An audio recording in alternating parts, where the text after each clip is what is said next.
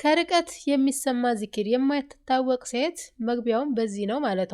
የአየሩን ቁጥር አለማወቅ፣ ፓስፖርትና ጥቁር ቦርሳ መርሳት፣ ትልቋ ሴትዮና በረንዳ፣ ንጹህ ውሃ መጠጣት፣ ጠላ በአረንጓዴ ጆክ ሞልቶ ለልጅ መስጠት፣ ልጅን ጠላ ግዢ ማለት፣ በርበሬ ያለበት ማዳበሪያና እንጨቱን ማሰር፣ ገንዘብ ማገኘት 20፣ 15 እና 50 ብር በጨለማ ለሰው መብራት ማብራት፣ ከእናት ጋር አዲስ ቤት የመስሪያ እንጨት ማጋዝ፣ ከለቅሶ ቤት መመለስ፣ የባል ጓደኛ ፍየሎችን ላበላ ነው ማለቱ፣ የሚያስጠላ ዛፍ መቁረጥ፣ ቆንጆ ዳቦ ነው የምጋግረውና ወዲያው ኩፍ ማለቱ፣ ሊጥ ማብካት፣ ሲኒ ፍለጋ መሄድና ቡና ማፍላት፣ ጠብ መፈለግ፣ የተለያየ ጫማ፣ በክፍል ውስጥ ምግብ መብላትና የወጡ ጉዳይ፣ በህልም ፈስ መፍሳት፣ በወንድና በሴት የተለያየ ሰልፍ፣ ነጭ ጫማ መያዝ፣ በህብረት ሶላት ሰግዶ መጨረስ፣ እኔ ሙስሊም ነኝ አልቀበልም ማለት፣ ወርቅ መሰብሰቡና ልዩ መሆኑ፣ የህልም አላሚው ወርቅ ልዩ መሆኑ፣ የልጆች ጉሮሮ ላይ የተሰነቀረው ነገር፣ ሰባራ ዲስት ካልተቀበሉና ሰባራ ዲስት ከተቀበሉ ምን ማለት ነው የሚል እና ሌሎችንም የሚያካትት ጥያቄ ነው ዛሬ ይዤ የመጣሁት ማለት ነው። የላይቭ ትራፊ ነው እና ሁላችሁም ላይክ እያደረጋችሁ ቪዲዮውን እስከ መጨረሻው በመከታተል የየራሳችሁን ማግኘት ትችላላችሁ። አሰላሙ አሌይኩም ወራህመቱላሂ ወበረካቱ። ውድና የተከበራችሁ የሀሊማ ድሪም ቱብ ቤተሰቦች እንዲሁም ሰላማችሁ ይብዛ በያላችሁበት። ዛሬም በተለመደው በእናንተ ጥያቄና መልስ መጥቻለሁ። ቪዲዮውን ላይክ በማድረግ እስከ መጨረሻው እንድትከታተሉኝ እጋብዛችኋለሁ። መልካም ቆይታ። ለዛሬው ቪዲዮ የመጀመሪያው ጥያቄ የሚሆነው በህልሜ ሰባራ ዲስት ሲሰጡኝ ካልተቀበልኩ ወይም ከተቀበልኩ ምን ይሆናል? አብራሪልኝ ትላለች። በኢስላማዊ የህልም አተረጓጎም እንዲሁም እንደ ኢማም ኢብን ሲሪን ማለት ነው ዲስት የቤት ውስጥ መተዳደሪያን፣ ኑሮን፣ ትዳርን ወይም ደግሞ የቤቱን አስተዳዳሪ ሚስትን ወይም ባልን ይወክላል ማለት ነው። ሚስት ካየችው ባልን፣ ባል ካየው ደግሞ ሚስትን ማለት ነው። ሰባራ ዲስት ደግሞ የጎደለ የተበላሸ ወይም ችግር ያለበትን ነገር ያመለክታል ማለት ነው። ህልሙን በዝርዝር ስንመለከት ሰባራ ዲስት ከተቀበልሽ ምን ይሆናል ነው። ችግርን መጋራት ሊሆን ይችላል። ሰባራ ዲስት መቀበል በገሃዱ ዓለም ጉድለት ያለበትን ነገር፣ ለሰላምሽ እንቅፋት የሚሆንን ወሬ ወይም ደግሞ ውጤቱ የማያምርን ስራ መቀበልን ሊያመለክት ይችላል። የትዳር ወይም የኑሮ ስጋትን ሊያመለክት ይችላል። ዲስት የቤት መከታ በመሆኑ ሰባራ ዲስት ደግሞ መቀበል በትዳር ውስጥ ወይም ደግሞ በኑሮች ላይ የሚመጣን አለመረጋጋት ወይም ደግሞ ስብራት ወይም ችግር ያለበትን ግንኙነት መቀበልን ሊያመለክት ይችላል ማለት ነው። ሀዘን ሊያመለክት ይችላል። የተሰበረ ነገር በህልም ውስጥ ብዙ ጊዜ የልብ ስብራትን ወይም ደግሞ ተስፋ መቁረጥን ሊወክል ይችላል ማለት ነው። ሁለተኛው ሰባራውን ዲስት ካልተቀበልሽ ወይም እምቢ ካልሽ የሚሆነው ነገር መልካም ምልክት ነው ማለት ነው።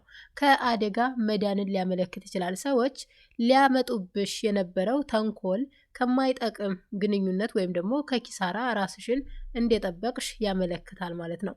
ጥንካሬና ብልሃትንም ያሳያል። የማይጠቅምሽን ነገር የመለየትና አይሆንም የማለት ብቃቱ እንዳለሽ ይጠቁማል ማለት ነው። አላህ ካሰጋሽ ነገር እንደጠበቀሽ የሚያሳይ ብስራት ነው ማለት ነው። ሌላው ክብርሽን መጠበቅ ሊሆን ይችላል። ደረጃሽን የማይመጥን ወይም ደግሞ ህይወትሽን የሚያበላሽ ነገር ጥለሽ በንጹህ ማንነት ለመቀጠል መወሰንሽን ያመለክታል ማለት ነው። ህልሙ በአጠቃላይ ሰባራ ዲስት ኪሳራን ወይም ደግሞ ችግርን ይወክላል። ባለመቀበልሽ ካለሽበት ወይም ደግሞ ሊመጣብሽ ከነበረ ጭንቀት ትተርፊያለሽ ማለት ሲሆን፣ በመቀበልሽ ግን ነገሮችን በሰብርና በጥንቃቄ ማለፍ እንደሚኖርብሽ እያስጠነቀቀሽ ነው ማለት ነው። አላሁ አለም። ማድረግ ያለብሽ ህልሙን እንግዲህ ተቀብለሻል አልተቀበልሽም አንቺ ነሽ ያየሽውና የትኛው እንደሚሆን ታውቂያለሽ ማለት ነውና ህልሙን ካየሽ በኋላ ማድረግ ያለብሽ ነገር ምንድነው? በገሃድ ዓለም ሰዎች የሚሰጡሽን ምክር የሚያቀርቡልሽን የንግድ ወይም ደግሞ የትዳር ጥያቄ በጥንቃቄ መምራት አለብሽ ወይም መመርመር አለብሽ ይልሻል።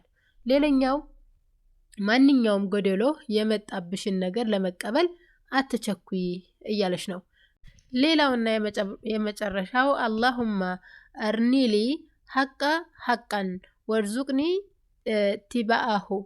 ያ ማለት አላህ ሆይ እውነቱን እውነት አድርገህ አሳየኝ መከተሉንም ወፍቀኝ የሚለውን ዱዓ አዘውትሪ እያለች ነው።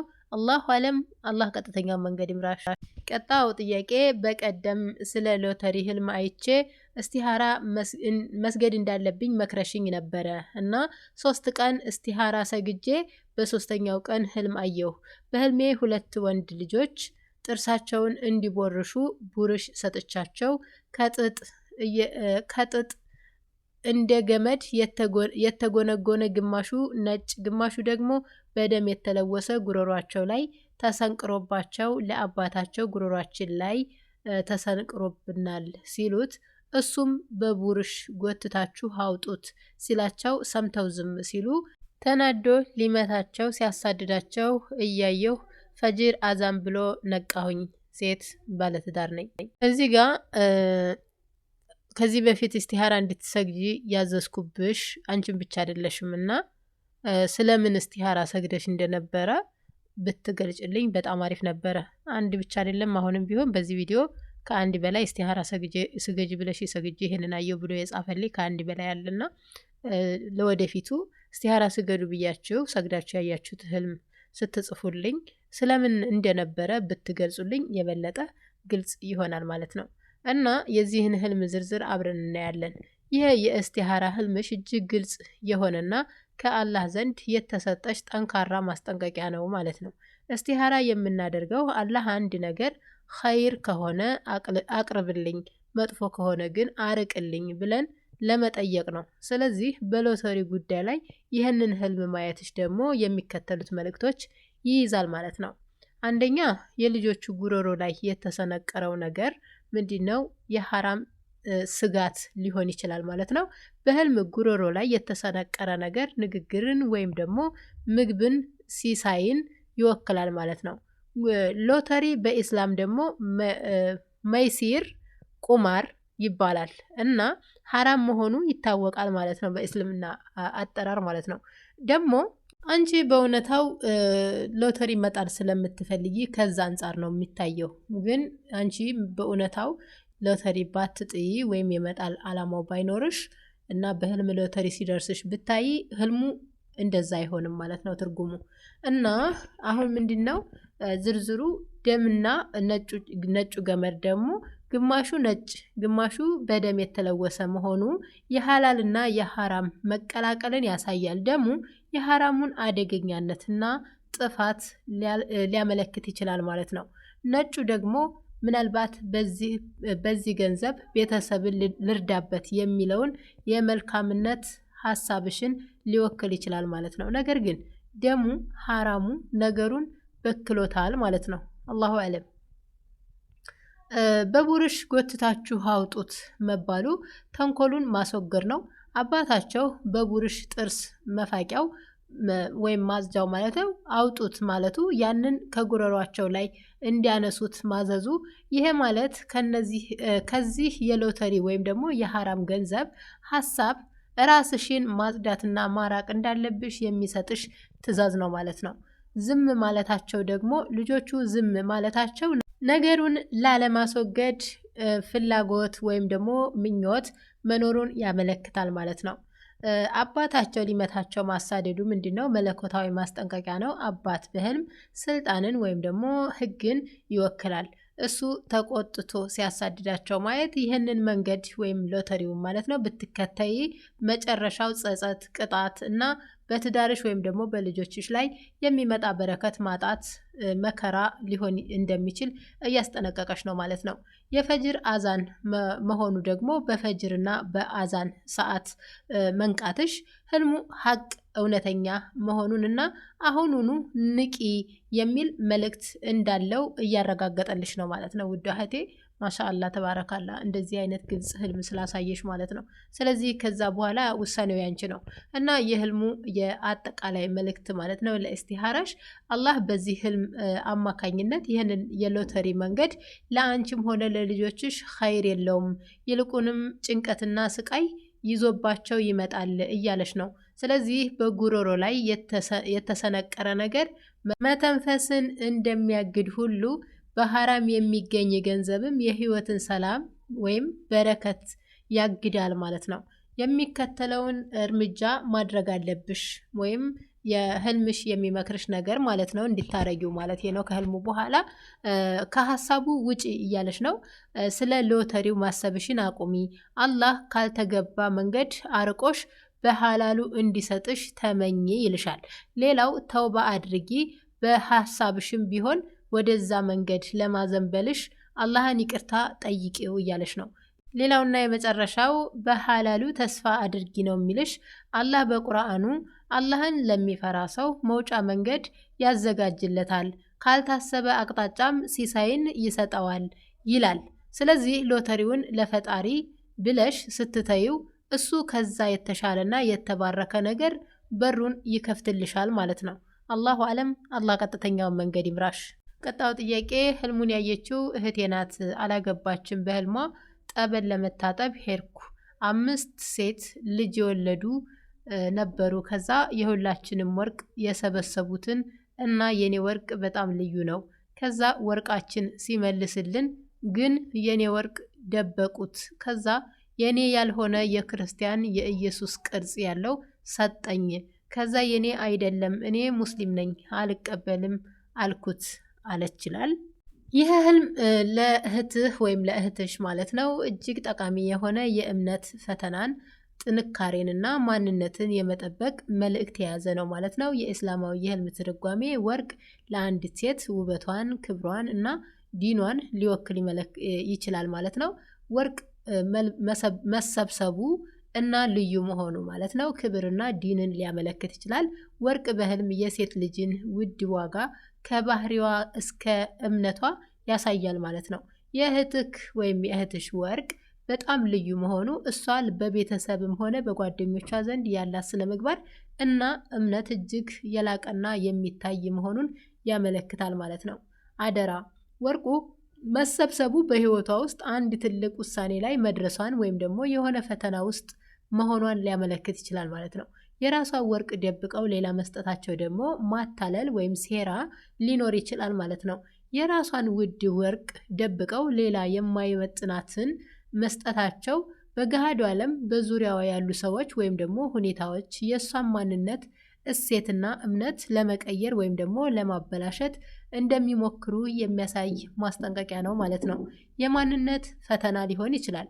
የሌላ እምነት ምልክት ማለት መስቀል ወይም ደግሞ የኢየሱስ ቅርጽ ማለት ነው መስጠታቸው በዙሪያዋ ያሉ ሰዎች እሷን ከዲኗ ወይም ደግሞ ከመልካም ባህሪዋ ሊያርቋት እንደሚሞክሩ ፍንጭ ይሰጣል ማለት ነው። አላሁ አለም። እኔ ሙስሊም ነኝ አልቀበልም ማለቷ ይሄ የህልሟ ትልቅ ድልና ጥንካሬ ነው ማለት ነው። ጽናት ወይም ደግሞ እስቲቃማ ይባላል በአረብኛው ማለት ነው። በህልሟ ያንን ነገር እኔ ሙስሊም ነኝ ብላ አለመቀበሏ በእውነተኛ ህይወቷ ለዲኗ ያላት ታማኝነት፣ ጠንካራ መሆን ያሳያል ማለት ነው። ምንም አይነት ጥቅም ቢቀርብላት ወይም ደግሞ ምንም አይነት ተጽዕኖ ቢደርስባት ማንነቷን አልፋ እንደማትሰጥ ትልቅ ማረጋገጫ ነው ማለት ነው። ሌላው ከጥፋት መዳን ነው። አልቀበልም ማለቷ ከስጋት ፈተና ወይም ደግሞ ካልተገባ ግንኙነት አላህ እንደሚጠብቃት እያበሰራት ነው ማለት ነው። ህልሙ በአጠቃላይ ለእህትሽ ወይም ለእህትክ ማለት ነው በያዘችው መንገድ ላይ ጽኚ በላት የሚል መለኮታዊ መልእክት አለው ማለት ነው።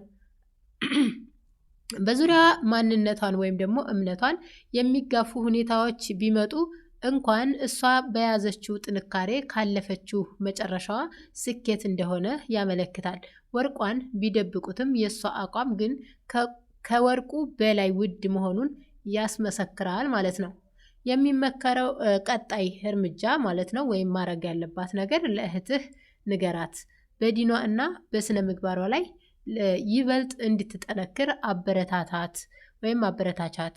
ይህ ህልም አላህ ስለሚወዳት የሰጣት ማስጠንቀቂያ ነው ማለት ነው።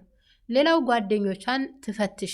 በዙሪያ ያሉ ሰዎች በተለይ 5 ሴቶች የተባሉት ማለት ነው የእሷን ማንነት የሚቀይሩ ወይም ደግሞ ወደ ማትፈልገው ነገር የሚገፋፋት እንዳይሆኑ መጠንቀቅ አለባት ማለት ነው። ሴቶች ማለት ግዴታ የሴት ጓደኞቿን ባይወክልም ሴት ማለት አዱንያን የዚችን ምድር ወይም ደግሞ ዓለምን ጥቅም ስለምትወክል ማለት ነው። መውለድ ደግሞ ከጭንቀት መላቀቅ ነውና ምናልባት እሷ ካለችበት የተሻለ ደረጃ ለመድረስ ምናልባትም ሃይማኖቷን የሚቃረን ወይም ደግሞ የሚያስቀይም ነገር የሚገፋፋት ጥቅም ማለትም የአዱንያ ጥቅም ሊኖር ይችላል ማለት ነው። ስለዚህ ከዛ መጠንቀቅ እንዳለባት ፈጣሪዋ ስለሚወዳት እየነገራን ነው ማለት ነው። ሌላው ዱዓ ነው። ያ ሙቀሊበል ቁሉብ ሰብት ቀልቢ አላ ዲንክ የሚለውን ዱዓ እንድታዘወትር ንገራት ይልሃል ህልሙ። አላሁ አለም። ባለትዳር ነኝ፣ አብረን አይደለንም፣ ለመለያየት ወስነናልና በህልሜ ሰው የተሰበሰበበት ሶላት ሰግደን እንደጨረስኩኝ ነጭ ነጠላ ጫማ ይዤ ትልቅ ነው እላለሁ የወንድ ነው እልና የባሌ ይመስለኛል ይዤው ሄድኩኝ ይላል። ይህ ህልም በአሁኑ ወቅት ካለሽበት የመለያየት ውሳኔና ከትዳርሽ ሁኔታ ጋር ተያይዞ በጣም ትልቅና ተስፋ ሰጪ መልእክት አለው። በእስላማዊ የህልም ትርጓሜ መሰረት ሶላት መስገድና ነጭ ጫማ ልዩ ትርጉም አላቸው። ይህም ማለት በዝርዝር ስናየው በህብረተሰብ ወይም ደግሞ በህብረት ሶላት ሰግዳችሁ መጨረሳችሁ የጭንቀት ማክተምን ሊያመለክት ይችላል ማለት ነው። በህልም ሶላት ሰግዶ መጨረስ አንድ የተጀመረ ከባድ ጉዳይ መፍትሄ ማግኘቱንና ጭንቀት መወገዱን ያመለክታል።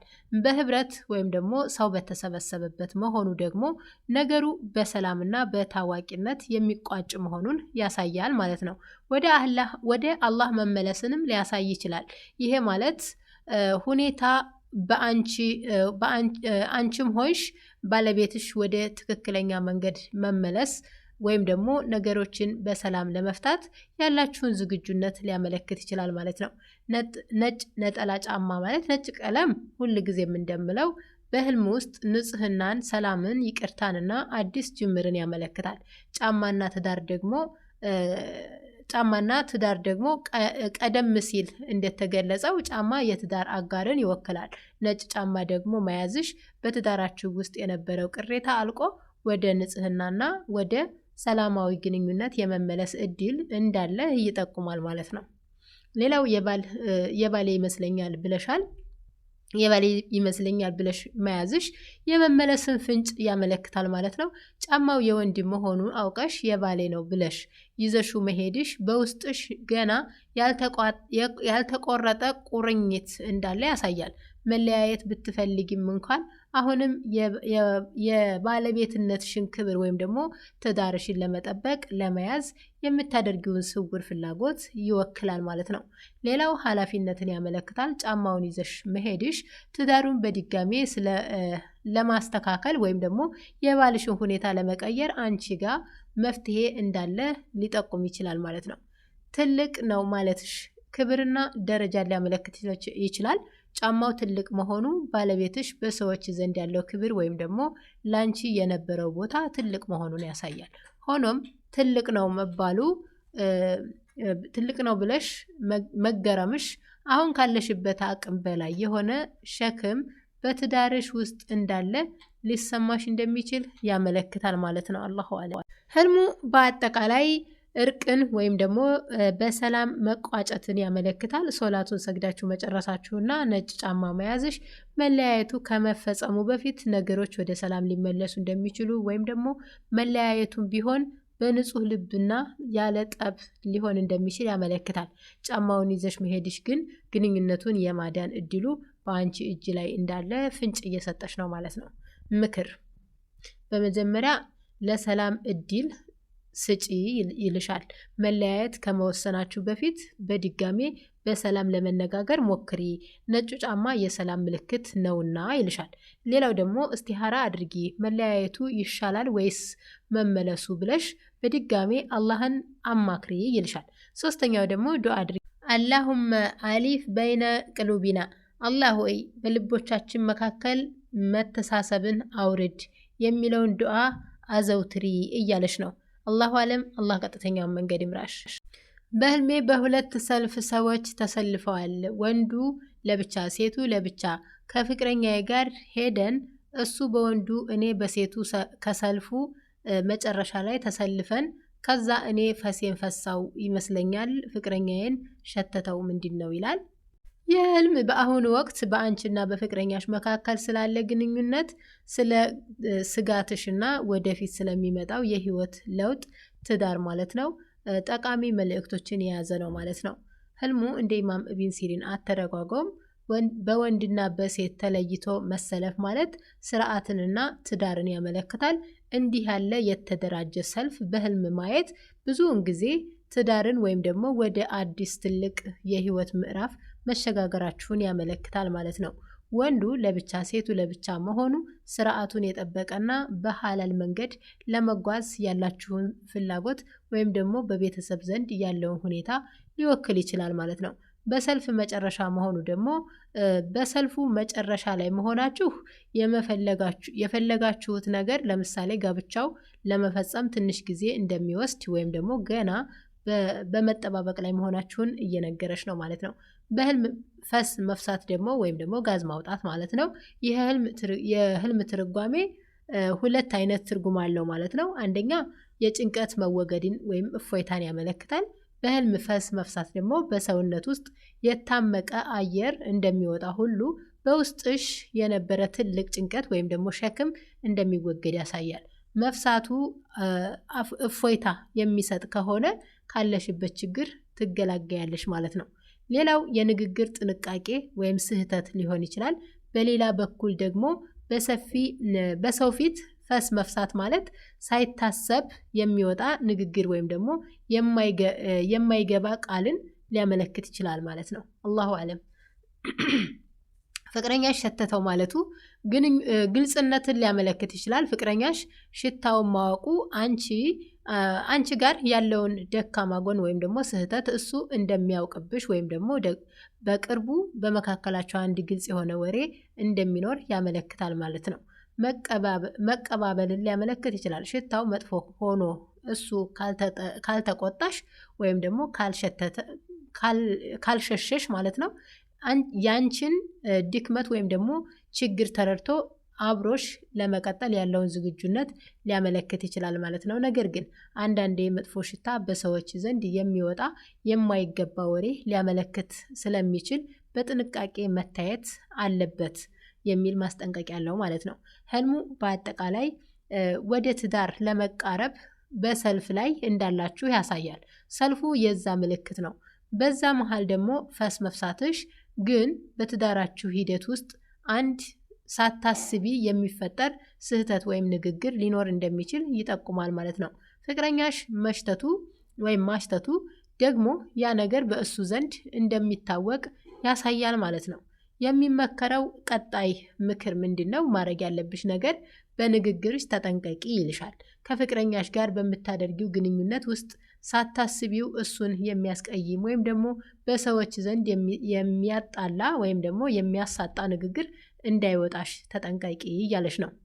ሌላው ግልጽነት ነው። በውስጥሽ የታመቀ ጭንቀት ካለ ለፍቅረኛሽ በግልጽ ስታብራሪ ወይም ደግሞ ብታብራሪለት ያፈስ እንደወጣው አየር እፎይታ ይሰጥሻል እያለሽ ነው።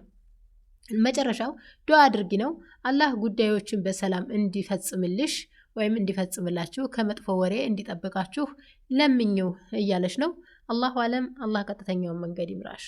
ከዚህ በፊት ህልም አይቼ እስቲሃራ ስገጂ አላህ እንዳገራልሽ ብለሽኝ እና ዛሬ ያየሁት ህልም የሴት ጓደኛዬ ጋር የትምህርት ቤት ክፍል ውስጥ የተቀመጡ ብዙ ሰዎች ምግብ እያበላን እና የምወደውም ልጅ አለ እየበሉ ወጥ ሳልጨምር እቀራለሁ ማለት ችላ በማለቴ መጨረሻ ላይ ጭማሪ ወጥ የሚፈልግ ስል ወጣም ብሎ ይናገረኛል። ግንኙነታችን ለሰው እንደማሳወቅ በሚመስል መልኩ ከዛ የሆነ ዘመድ አለ እሱ ሲናገረኝ ዝም ትለዋለህ እለዋለሁ።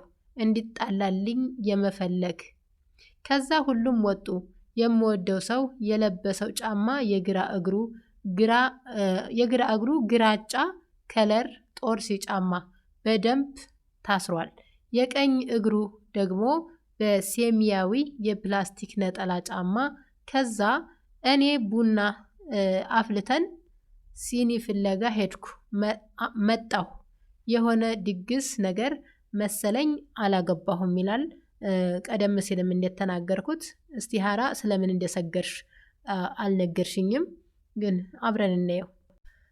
ይህ የእስቲሃራ ህልም በጣም ጠቃሚ የሆኑ ምልክቶች የያዘ ነው። እስቲሃራው ለፍቅረኛሽ ወይም ደግሞ ለምትወጂው ሰው ከሆነ አላህ ነገሩን በግልጽ እንዲታዩ እያሳየሽ ነው ማለት ነው። ዝርዝሩ በክፍል ውስጥ ምግብ መብላትና የወጡ ጉዳይ ምንድን ነው? የጋራ ህይወትና ችላ ማለት ያመለክታል ማለት ነው። ምግብ በህልም ውስጥ ኑሮን ያመለክታል።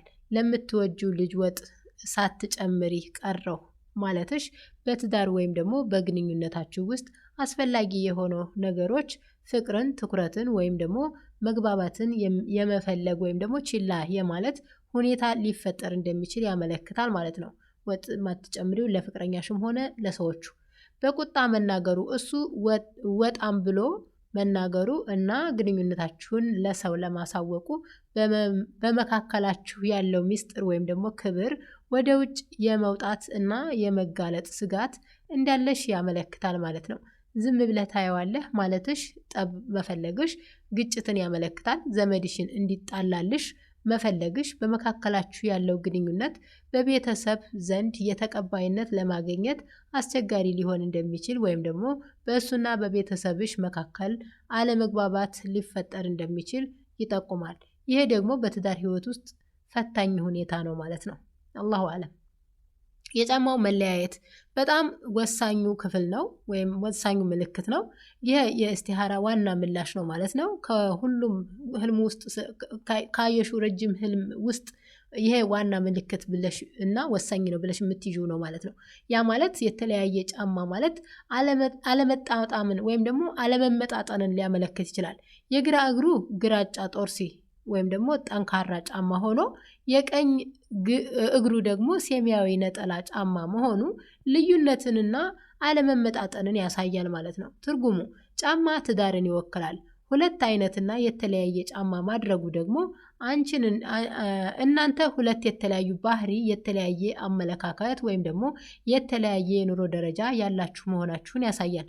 በአንድ በኩል ጠንካራ፣ በሌላ በኩል ደግሞ ላላ ያለ ነጠላ ወይም መሆኑን ግንኙነቱ ሚዛኑን የጠበቀ እንዳልሆነ ከአላህ የተሰጠሽ ምልክት ነው ማለት ነው። አላሁ አለም። ሲኒ ፍለጋ መሄድና ቡና ማፍላት ያ ማለት ዝግጅትን ያመለክታል።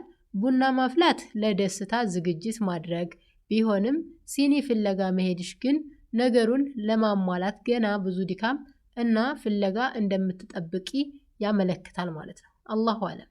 ህልሙ በአጠቃላይ ወይም ደግሞ ለእስቲሃራው ምላሽ የሰጠሽ ነገር ምንድን ነው?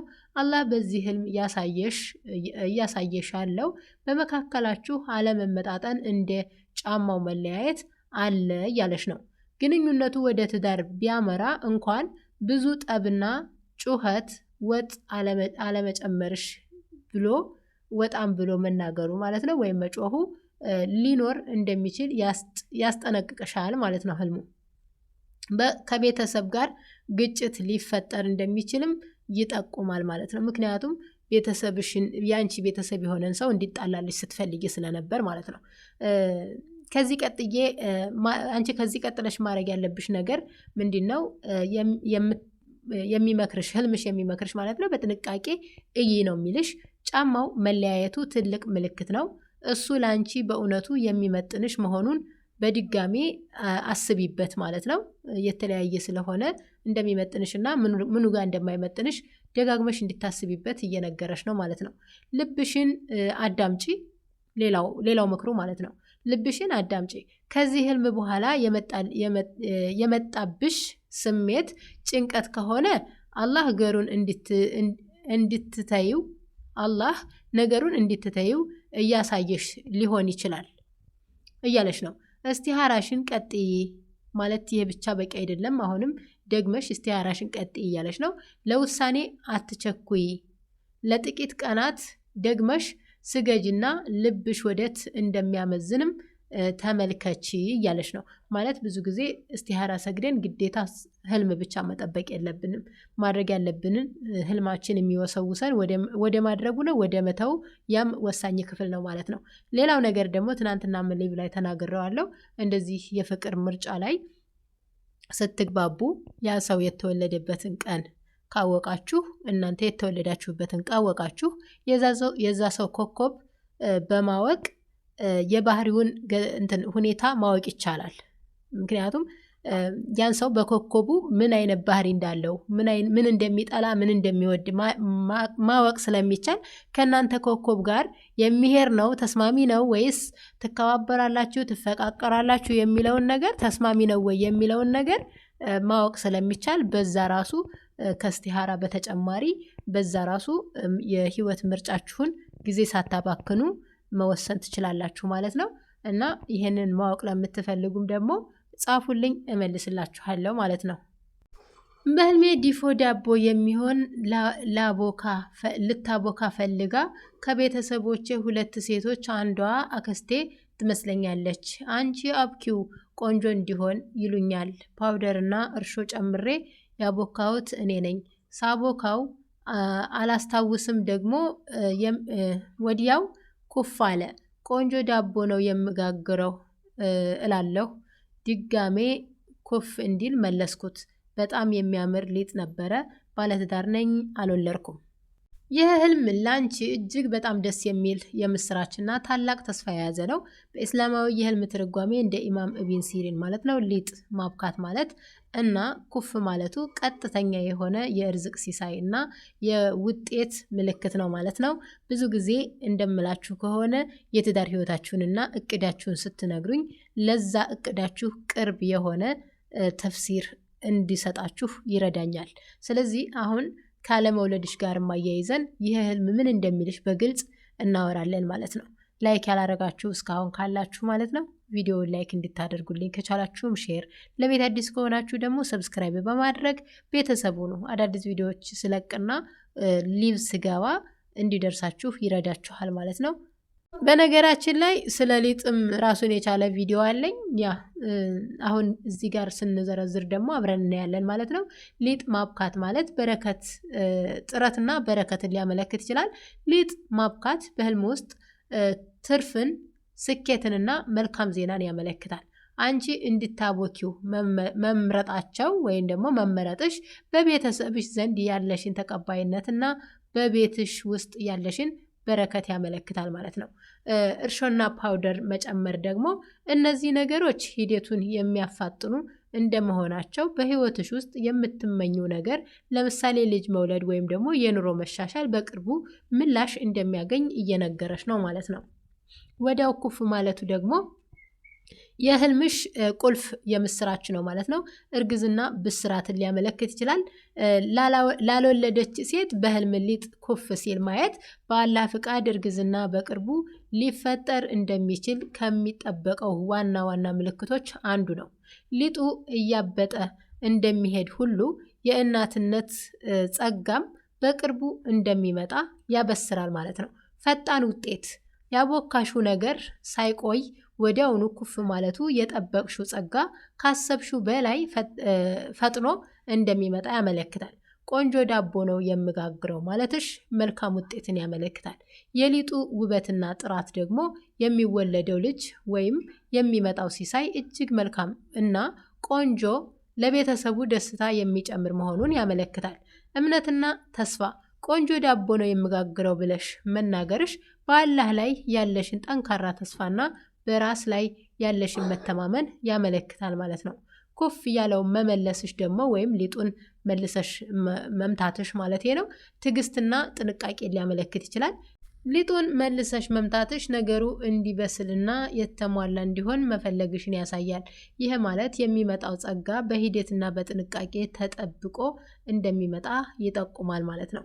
ህልምሽ በአጠቃላይ ላንቺ የበረከትና የሲሳይ መቃረብን ያሳያል። በተለይ ልጅ ለምትፈልግ ሴት ሊጥ ኩፍ ሲል ማየትና ማብቃት እጅግ በጣም የሚወደድ ህልም ነው ማለት ነው። በቤትሽ ውስጥ አዲስ ደስታ እንደሚፈጠርና ያቦካሽው የመታገስ ውጤት ፍሬ እንደሚያፈራ ያበስርሻል ማለት ነው። አላሁ አለም። ምክር ተስፋ አድርጊ ይልሻል። አላህ በቅርቡ ደስ የሚል ዜና እንደሚያሰማሽ በሙሉ ልብ ተመኝ እያለች ነው። ሌላ ረቢ ላ ተዘርኒ ፈርደን ወአንተ ኸይሩል ዋሪሲን፣ ጌታዬ ሆይ ብቻዬን አትተወኝ አንተንም ከወራሾቹ ሁሉ በላጭ ነህ የሚለውን የዘከርያን ዱዓ አዘውትሪ ይልሻል። ሌላውና የመጨረሻው ሶደቃ አውጪ ነው። በረከቱ እንዲጸናልሽና ህልሙ በሰላም እንዲፈጸምልሽ ለችግረኞች የሚበላ ነገር ብትሰጪ ልክ በህልምሽ ዳቦ እንደታሰበው ማለት ነው በጣም መልካም ነው የሚል መልእክት አለው ማለት ነው። ህልምሽ እየመከረሻለው ይሄንን ነው። ቀጥተኛውን መንገድ ይምራሽ፣ አላህ ያድርግልሽ። አላሁ አለም። ህልሙን ያየችው ጓደኛዬ ናት። በህልሟ ሞት ሄደን ወይም ለቅሶ ቤት ማለት ነው ስንመለስ የባልሽ ጓደኛ የባልሽን ስም እየጠራ እሱ የለምና ፍየሎች ላበላለት ነው ታጉረዋል እገድልኝ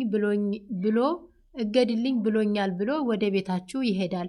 ቤታችሁም ውስጡም ውጩም ያምራል። በጣም የሚያስጠላ ዛፍ ቤቱን ቀየውን አንሰራፍቶበት ይመስለኛል። ለፍየሎቹ በጥልቆ ቆራርጦ ይጥለዋል። እኔም እሰይ በጣም አስጠልቶ ነበረ ደግ ቆረጥከው እያልኩ ቤቱ ላይ ሸክም ሆኖበት አስጠልቶ ነበር እላለሁ አለችኝ። በእውነታው ህልሙን ያየችውም ሆነ በህልሙ ውስጥ የነበረው ሰው እኔም ጭምር ባለትዳር ነን። ይህ ህልም ላንቺና ለቤትሽ ለትዳርሽ እጅግ በጣም ትልቅ የሆነ የመገላገል የጥበቃና የበረከት ብስራት ነው። በኢስላማዊ የህልም አተረጓጎም መሰረት የሚያስጠላ ዛፍ መቁረጥና ፍየሎችን መመገብ ማለት ጥልቅ ትርጉም አላቸው። ዝርዝሩም እንዲህ ይላል። የሚያስጠላው ዛፍ መቆረጡ የህልሙ ዋና መልእክት ነው።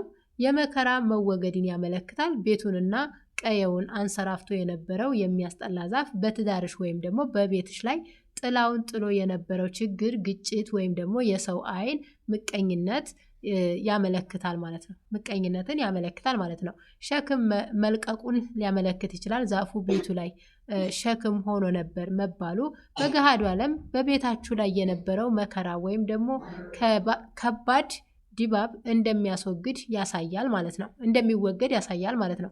ዛፉ ተቆርጦ ለፍየሎቹ ምግብ መሆኑ ደግሞ ያ ችግር ተወግዶ ይልቁንም ለቤትሽ በረከትና ጥቅም ሆኖ እንደሚቀየር ያበስራል ማለት ነው። የባልሽ ጓደኛ ፍየሎችን ላበላ ማለቱ የአደራ ጥበቃን ያመለክታል።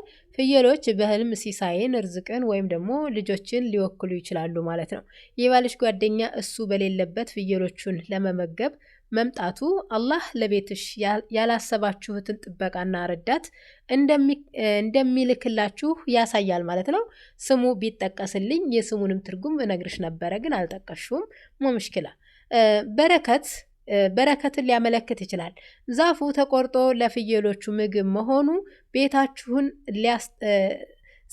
ሲያስጠላ የነበረው ነገር ወይም ደግሞ የቤታችሁን ሰላም ወይም ደግሞ የቤታችሁ ውበት ሲነፍግ የነበረው ነገር ሲወገድ የቤትሽ በረከት ርዝቅ እንደሚጨምር ያመለክታል ማለት ነው። ቤቱ ውስጡም ውጩም ያምራል መባሉ የሰላም መመለስን ያመለክታል። ዛፉ ከተቆረጠ በኋላ የቤቱ ውበት በግልጽ መታየቱ ካላችሁበት የትዳር ወይም ደግሞ የኑሮ ውጥረት ወጥታችሁ ቤታችሁ በሰላም በፍቅርና በውበት እንደሚሞላ ታላቅ የምስራች ነው ማለት ነው። ከለቅሶ ቤት መመለሳችሁ ደግሞ ከሀዘን በኋላ ደስታን ያመለክታል። ከለቅሶ ወይም ደግሞ ሞት መመለስ በህልም ትርጓሜ ከጭንቀት መገላገል ያሳያል። አንድ መጥፎ ምዕራፍ አልፎ አዲስ የደስታ ምዕራፍ መጀመሩን ይጠቁማል ማለት ነው። ህልሙ በአጠቃላይ ቤትሽን የሚያስጨንቀው ነገር ተወግዷል የሚል ታላቅ ብስራት ነው።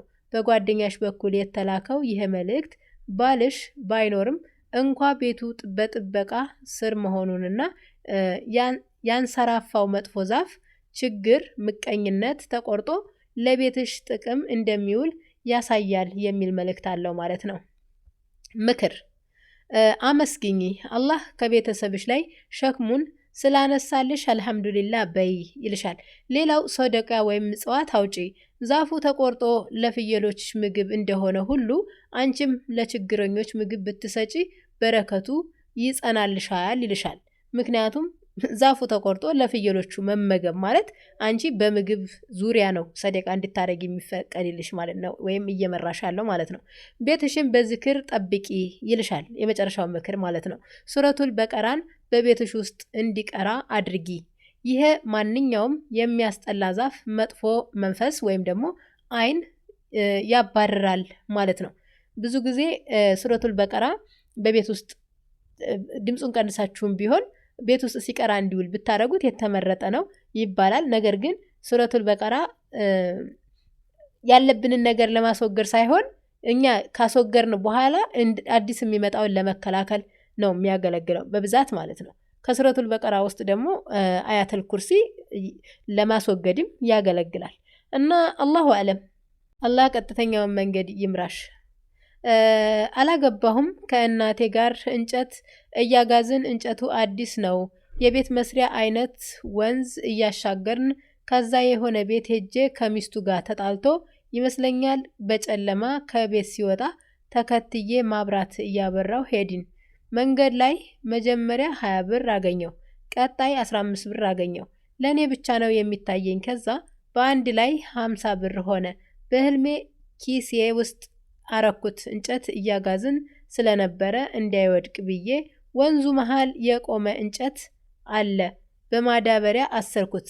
ስመለስ ወስደዋለሁ ብዬ ማዳበሪያ ውስጥ የተዘጋጀ በርበሬ አለው፣ ወፍጮ ብቻ የቀረው። እየተመላለስን ነበር እንጨት እያጋዝን። ይህ ህልም ለአንቺና ለቤተሰብሽ በተለይ ደግሞ ለእናታችሁ እጅግ መልካም የሆነ የስራ ስኬት፣ የገንዘብ በረከት እና የወደፊት ህይወት መስተካከል ብስራት ነው። በእስላማዊ የህልም ትርጓሜ እንጨት ወንዝ ማሻገርና ገንዘብ ማግኘት ግልጽ ትርጉም አላቸው ማለት ነው።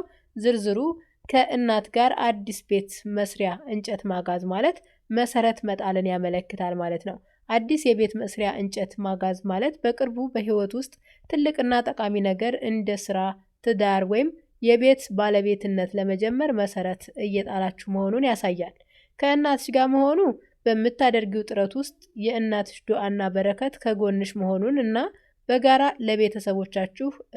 ለቤተሰባችሁ እድገት እየተሸከማችሁ መሆኑን ያመለክታል ማለት ነው። ወንዝ እያሻገር ነው ብለሻልና ወንዝ ማሻገሩ ፈተናን ማለፍን ሊያመለክት ይችላል። ወንዝ በህልም ውስጥ የህይወት መሰናክሎች ሊወክል ይችላል። እንጨቱን ወይም ደግሞ ሀብቱን ወንዝ እያሻገራችሁ መሆኑ ያጋጠማችሁን የኑሮ ፈተና ተቋቁማችሁ ነገሮችን ወደ ሰላማዊ ቦታ እያሻገራችሁ መሆኑን ያመለክታል። በጨለማ ለሰውየው ማብራትሽ ደግሞ የመሪና የጥበብ ሚናን ያመለክታል። በጨለማ ለሚወጣ ሰው ብርሃን መሆንሽ አንቺ ለሰዎች ችግር መፍትሄ የምትሰጪ አስተዋይና ሌሎችን ከጭንቀት የምታወጪ ደግ ሴት መሆንሽን ያሳያል። ይሄ ደግነትሽ ደግሞ የገንዘብ በረከት ይዞልሽ ይመጣል ማለት ነው። ያ ሰው ግን አንቺን በፍቅር ህይወት ውስጥ የሚፈልግሽ ከሆነ ትርጉሙ የተለየ ነው የሚሆነው። ስለዚህ አንቺ ባስቀመሽው ነጥብ ያክል ወይም ግልጽ በሆነልኝ ያክል ነው እኔ የምነግርሽ ማለት ነው። ሌላው ገንዘብ ማግኘት ነው። 20፣ 15 እና 50 ብር ደረጃ በደረጃ የሚመጣ ሲሳይን ያመለክታል። በመጀመሪያ 20 ብር ቀጥሎ 15 ማግኘትሽ ርዝቅሽን ወይም ሲሳይሽን በጥቂቱ እየጨመረ እንደሚሄድ ያሳያል። ቁጥሮቹ በአጠቃላይ 50 መሆኑ ምንም እንኳን 20 ሲደመር 15 ቢሆንም 50 መሆኑ በህልምሽ ግማሽ መንገድ ወይም ደግሞ ትልቅ እርካታ ላይ መድረስሽን ሊያሳይ ይችላል። ለእኔ ብቻ ነው የሚታየኝ ማለትሽ አላህ ለአንቺ ብቻ የለገሰሽ ልዩ በረከት እንዳለ ይጠቁማል ማለት ነው። በርበሬ ያለበት ማዳበሪያ እና እንጨት ማሰር ለወደፊት ማከማቸትን ሊያመለክት ይችላል። ወፍጮ የቀረው በርበሬ ማዳበሪያ ውስጥ አሰርኩት ማለትሽ ለወደፊት ህይወትሽ የሚያስፈልግሽ ዝግጅት በብልሃት እያጠራቀምሽ መሆንሽን ያሳያል። በርበሬ በህልም አንዳንድ ጊዜ ጥረት የሚጠይቅ ግን ውጤቱ የሚያጣፍጥ ሲሳይን ያመለክታል ማለት ነው። ጥንቃቄ፣ እንጨቱን እንዳይወድቅ ማሰርሽ ያገኘሽው ስኬት ወይም ደግሞ በረከት በብልሃት የመጠበቅ ችሎታ እንዳለሽ እየነገረሽ ነው ማለት ነው። ህልሙ በአጠቃላይ በልፋት የሚገኝ ስኬትና በረከት ነው። ከእናትሽ ጋር የምታደርጉት ጥረት ውጤት እያፈራ መሆኑን ያበስራል። ገንዘብ እንደምታገኝና ለወደፊት ቤትሽ ወይም ትዳርሽ ወይም ኑሮሽ የሚሆን ዝግጅት እያደረግሽ መሆኑን ያበስራል። ጨለማውን ማብራትሽ ደግሞ በአላህ ፈቃድ አንቺ ለቤተሰብሽም ሆነ ለሰዎች ብርሃን እንደምትሆኝ ያሳያል ማለት ነው። ምክር፣ ጥረቱን ቀጥይ። የመጀመሪያው ስራ ወይም ደግሞ የኑሮ ዝግጅት መጨረሻው ስኬት ነውና በትጋት ቀጥይበት እያለች ነው። እናትሽን ተንከባከቢ። ከእሷ ጋር ያለሽ ህብረት ለበረከትሽ ሰበብ ነውና እሷን ማስደሰትሽን ቀጥይ ይልሻል። ሌላው አመስግኚ። አላህ ሆይ በሰጠኸኝ ርዝቅ ላይ በረከት ጨምርልኝ ብለሽ ዱዓ አድርጊ እያለች ነው። አላሁ አለም። ባለትዳር ነኝ። በህልሜ አጎቴ ለልጄ ጠላ ገዝተሽ ነይ ብሏት ልትገዛ ሄዳ የሚሸጡት ሰዎች አያናግሯትም። ከዛ እኔም አሳዝናኝ ዙሮ በሃይማኖታቸው ይፈቀዳል ብዬ በአረንጓዴ ጆክ ሞልቼ ሰጠኋትና ተመልሼ ከበረንዳው ላይ ትልቅ ሴትየዋ ተጋድማ እያየችኝ ልጅም ከጠላው እንዳትጠጣ ፈርቼ እየጠራኋት በብርጭቆ ንጹህ ውሃ ደስ ብሎኝ ስጠጣ አየሁ። ይህ ህልም በአሁኑ ወቅት በአንቺና በልጅ ዙሪያ ያለን የመንፈስ ጥንካሬ፣ ራስን ከማይፈለጉ ነገሮች የመጠበቅ ብቃትንና የአላህን እዝነት በጉልህ የሚያሳይ ነው ማለት ነው። እንደ ኢስላማዊ የህልም ትርጓሜ መሰረት በዝርዝር ስንመለከተው ልጁን ጠላ ግዢ መባሏ እና ሰዎች አለማናገራቸው የሚያመለክተው ከመጥፎ ነገር መጠበቅን ሊሆን ይችላል ማለት ነው።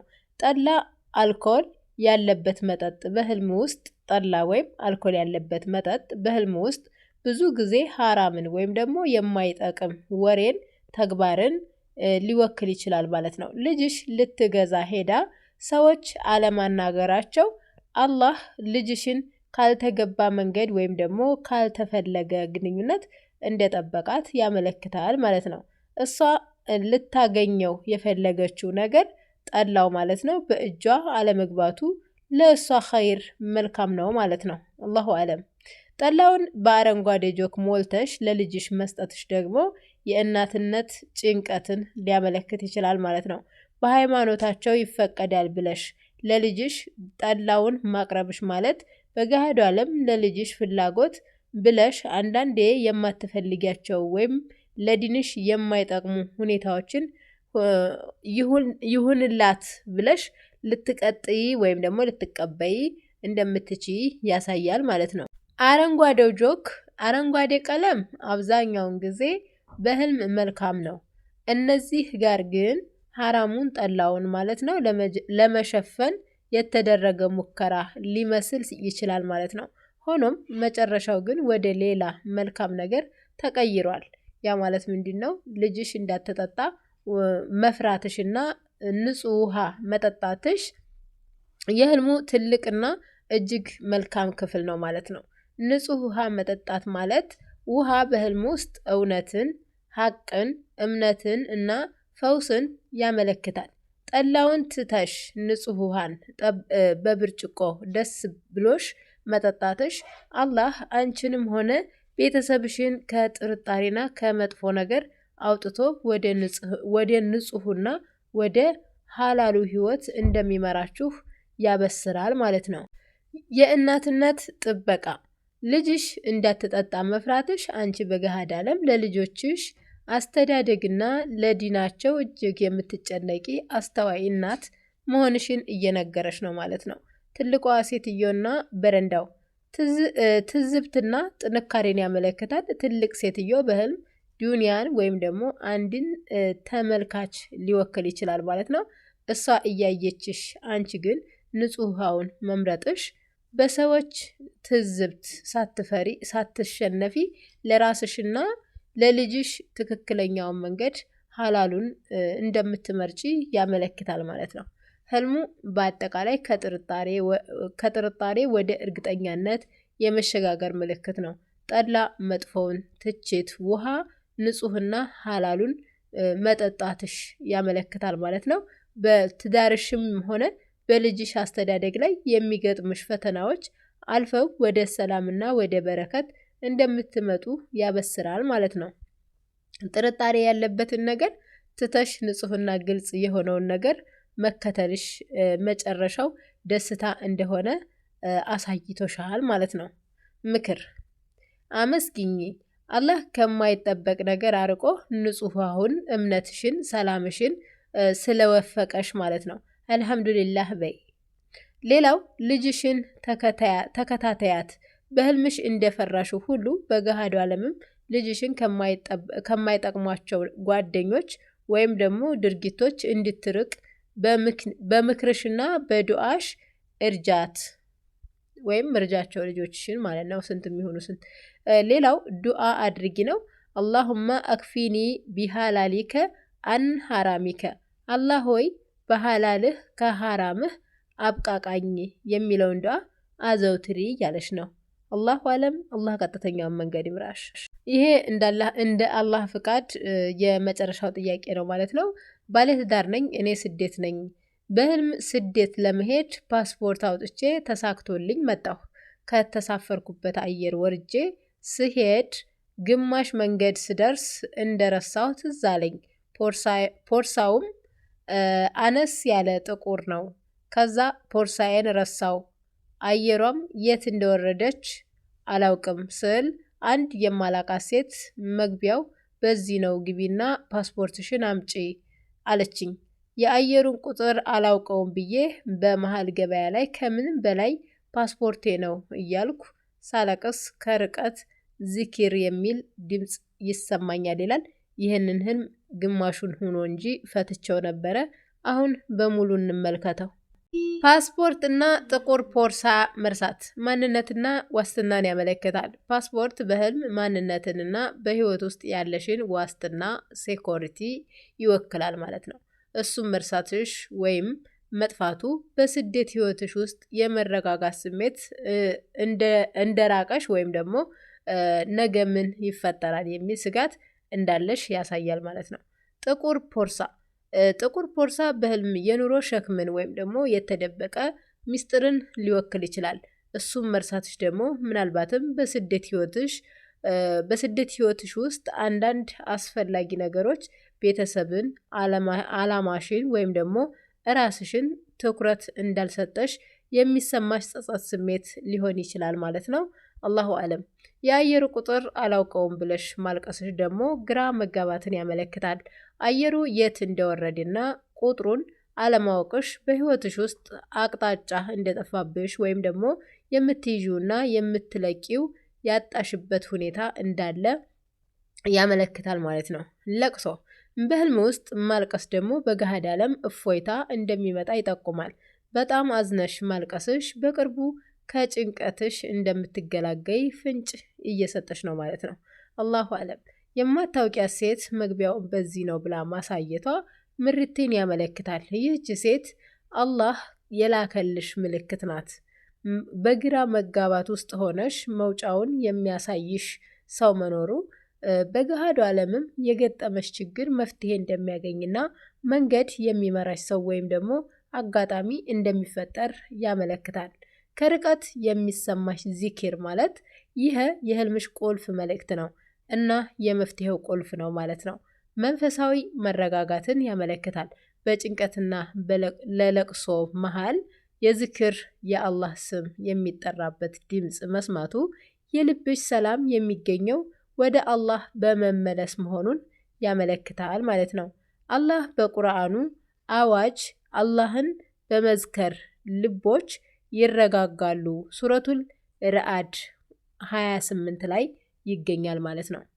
ጥሪ ፓስፖርትሽን ዋስትናሽን አተሽ ስታለቅሽ የዚክር ድምፅ መስማትሽ ትልቁ ዋስትናሽና ጥበቃሽ አላህ መሆኑንና ወደ እሱ እንድትቃረቢ የተላከልሽ ጥሪ ነው ማለት ነው። ህልምሽ በአጠቃላይ በስደት ውስጥ ያለሽን የመንፈስ ድካም ያሳያል።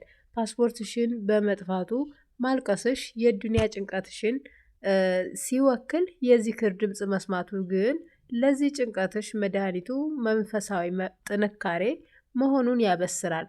በአላህ ፍቃድ የጠፋው ቦርሳሽና ፓስፖርትሽ ሰላምሽን ይመልሳል ወይም ደግሞ ይመለሳል ማለት ነው። ምክር፣ ይህንን ህልም ካየሽ በኋላ ማድረግ ያለብሽ እርምጃ ማለት ነው። ዚክር አብዢ እያለሽ ነው።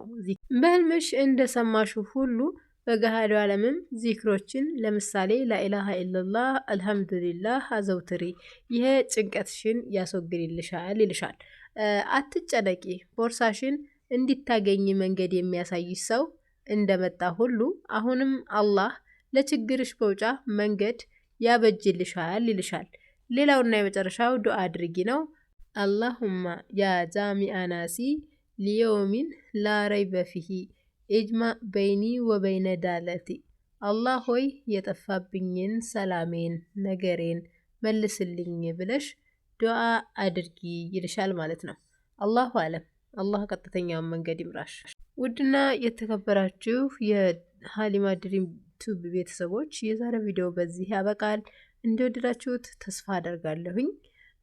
እናም እንደተለመደው ላይክ እያደረጋችሁ ለቤት አዲስ የሆናችሁ ሰብስክራይብ እያደረጋችሁ አብራችሁኝ ስለቆያችሁም አመሰግናለሁ። ለመልካም አስተያየታችሁም እጅግ በጣም አመሰግናለሁ። አሁንም ቢሆን እናንተ የምትፈልጉት የህልም አፈታት ካለ እንዲሁም ደግሞ በምን እንደሚፈታላችሁና እኔ ማስተካከል ያለብኝ ነገር ካለ አስተያየታችሁን ያስፈልገኛል ማለት ነው። እንዲሁም መልካም አስተያየት ስለምትሰጡኝ እጅግ በጣም እያመሰገንኳችሁ በዚህ ይለያችኋለሁ። በቀጣይ ፕሮግራም እስከምንገናኝ በያላችሁበት ሰላማችሁ ይብዛልኝ። አሰላሙ አለይኩም።